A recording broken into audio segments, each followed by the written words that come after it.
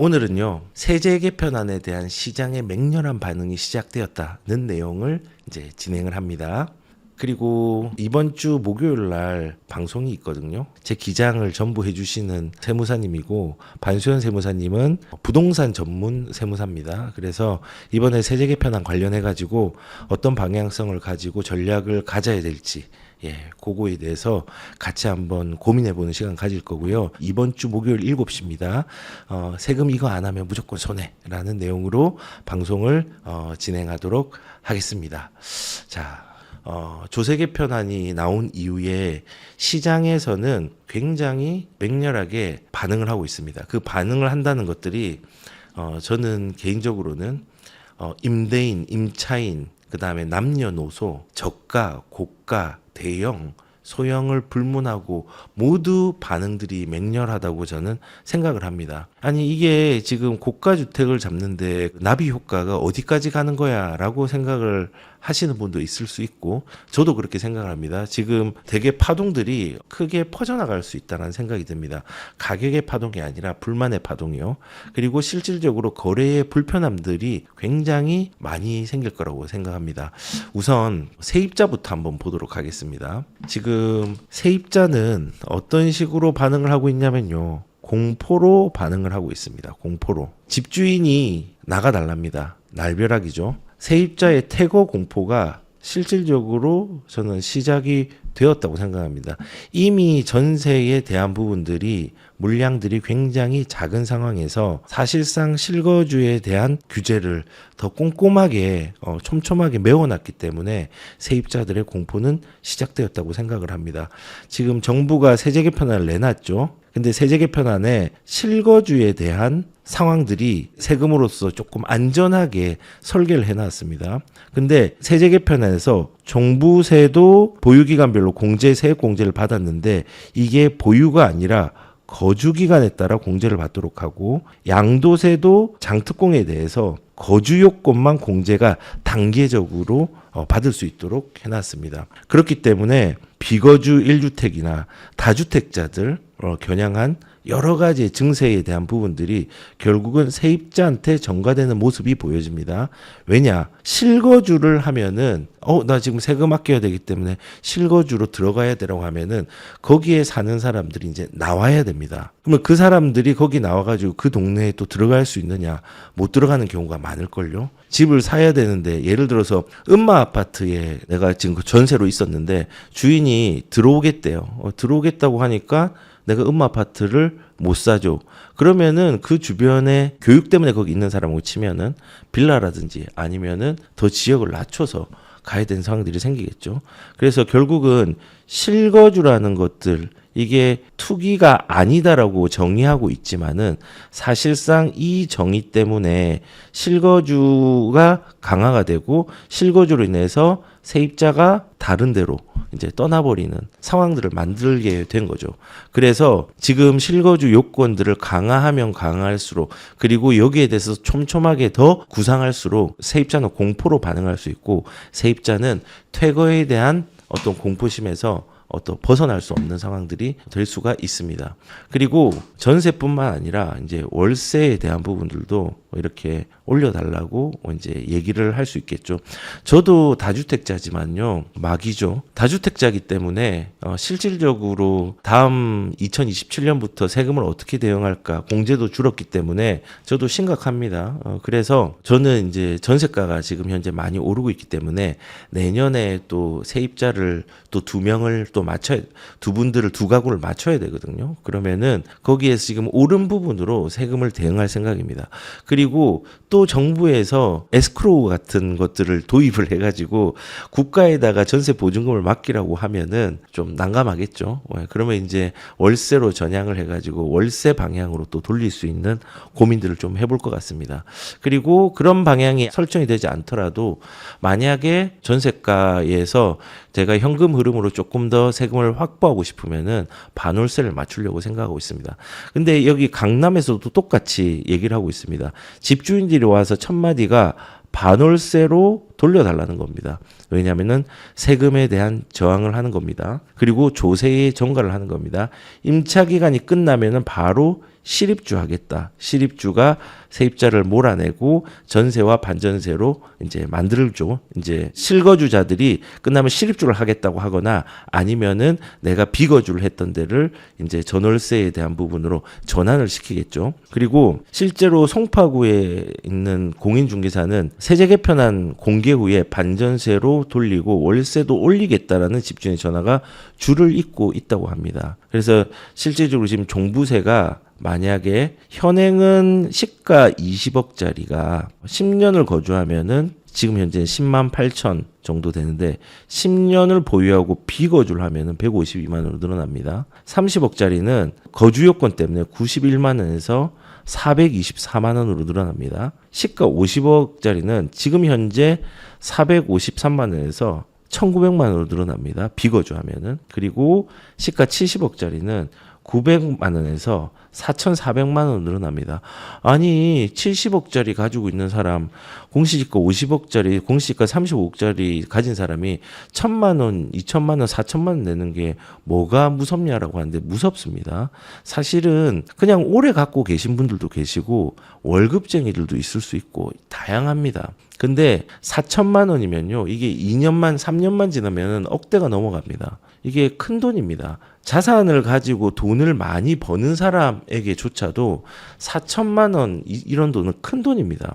근데 이 조세장이 굉장히 크게 올라갑니다. 그러니까 사람들이 이 4,000만 원을 900만 원으로 돌리고 1,900만 원을 450만 원으로 돌리기 위해서 사람들은 세입자를 내쫓고 실거주를 하거나 혹은 세금에 대한 부분들을 방어하기 위해서 실질적으로 반전세나 월세로 돌리고 있는 부분들이 많이 생기는 겁니다.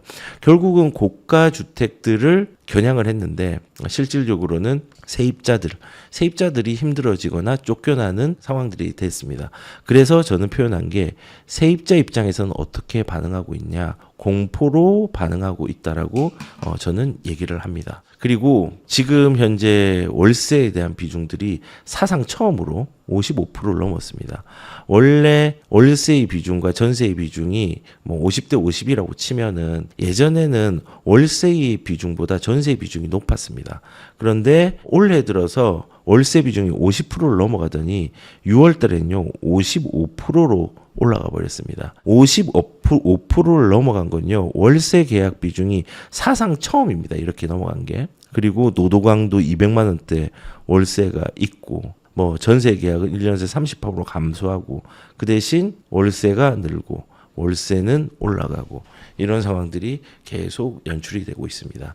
세입자들은 공포스럽겠죠. 근데 아무튼 결론은 이겁니다. 이 세입자는요, 실거주 요건을 강화하고 이 강화한 거를 세금으로 강화를 시켰잖아요. 그러니까는 이 세금은 돈이잖아요. 우리 자산상의 현금으로 피해를 보는 거잖아요. 요게 이제 무서운 거죠. 그래서 실거주를 하면서 세입자들은 이제 쫓겨나는 거죠. 세입자들은 간다라는 거죠. 그리고 월세로 전향하거나 전세는 아니면 지역을 바꾸거나 아니면 물건을 낮추거나 그리고 이렇게 이제 진행을 하고 있는 거죠. 그래서 세입자들한테 가장 지금 힘든 시장이 지금 일어나고 있다고 저는 생각을 합니다. 그리고 매수로 반응하는 세입자들은 그나마 지금 정부의 어떤 고통을 이기기 위해서 용기 있는 선택을 하고 있는 사람입니다.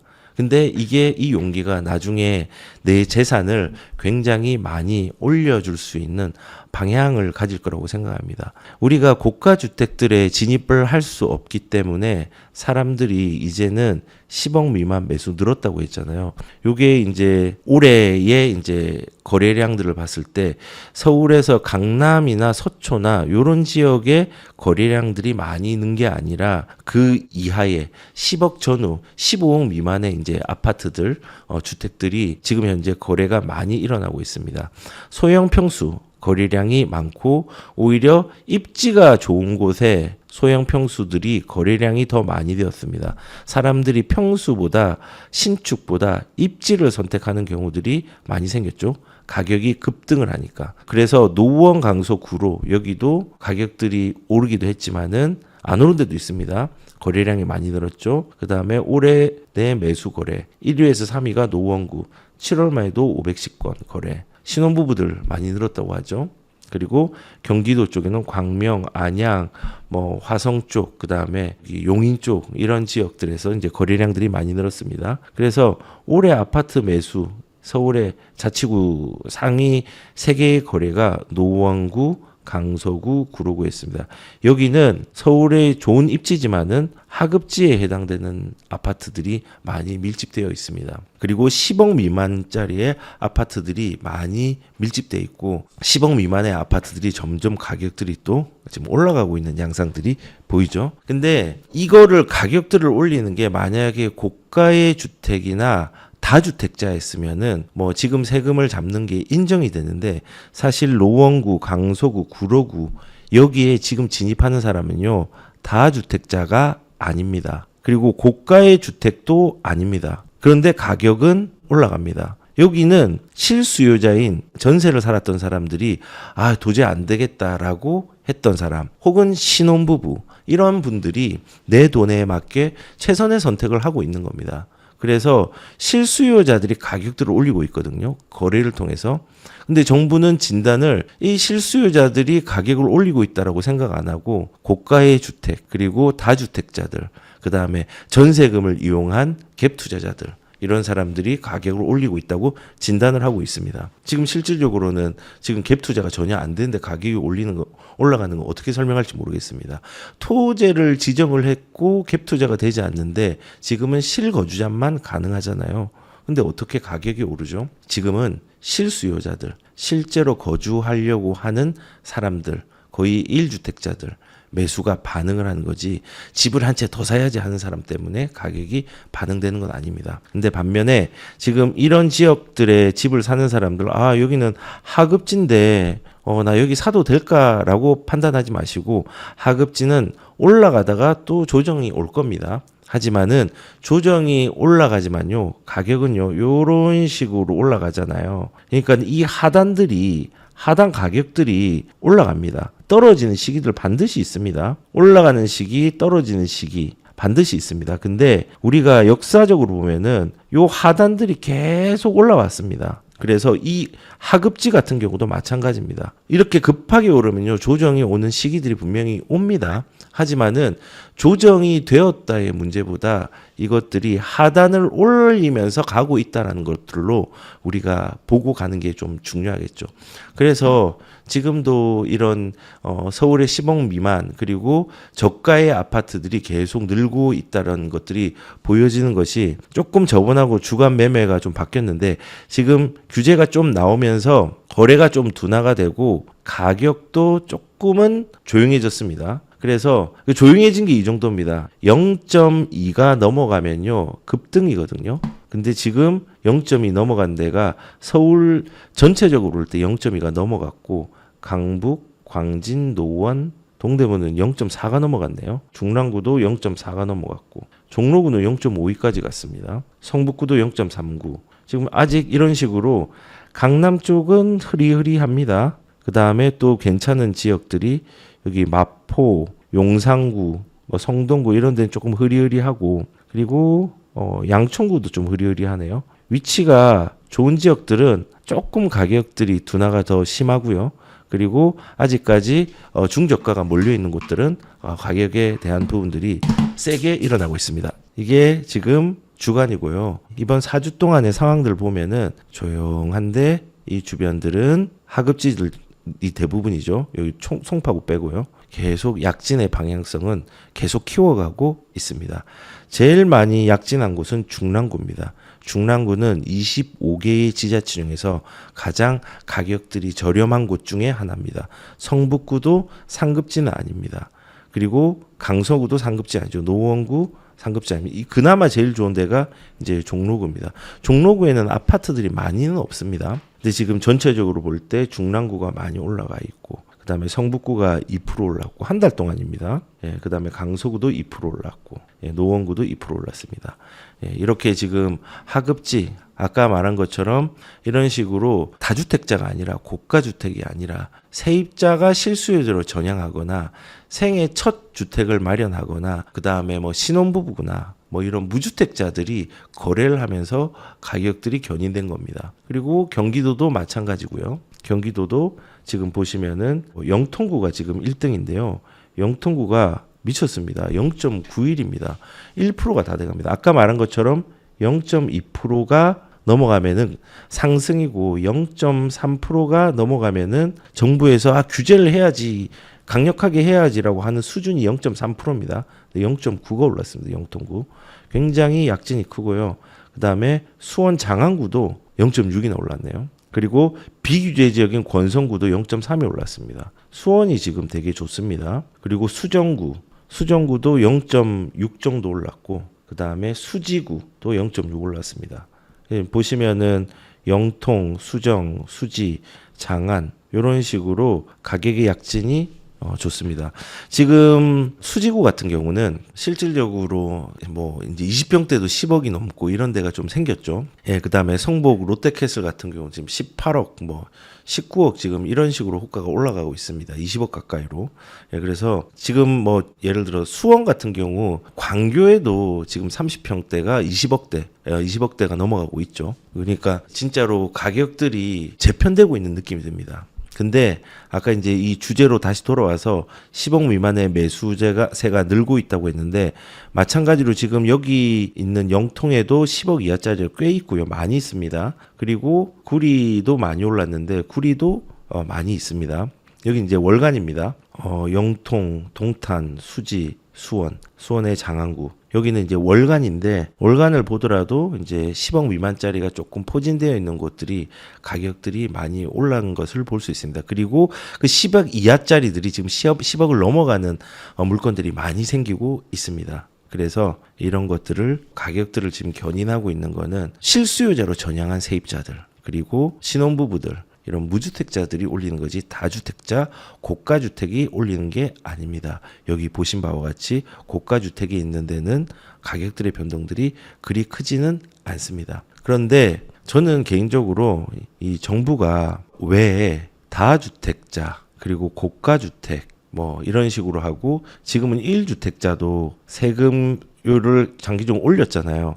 아니, 다주택자가 문제가 있다라고 해서 다주택자만 잡은 게 아니라 1주택자의 세금을 올리고, 뭐 지금 비거주에 대한 세금들을 올려버렸잖아요. 결국은 1주택자들이 좀 피해를 좀 보게 된 건데, 지금 정부에서 이런 세금에 대한 부분, 그다음에 대출에 대한 부분, 이런 걸로 수요를 왜 억제하고 있을까? 왜 수요를 억제하고 있을까? 뭐 정치적인 것도 있지만요. 저는 개인적으로 지금 13일 날 공급 대책이 나온다고 했잖아요. 이 공급에 이미 답이 없다는 거를 정부가 인지하고 있기 때문에 저는 이 수요 억제책을 지금 열심히 하고 있지 않나라는 생각도 좀 해봅니다. 왜냐하면은 요거는 누구 말 맞다나 빵이 아니잖아요. 당장 나오는 게 아닌데, 지금 이거를 내는 것도 향후에 내겠지만요. 착시적으로 단기적으로 안정감을 줄 수는 있을 거예요.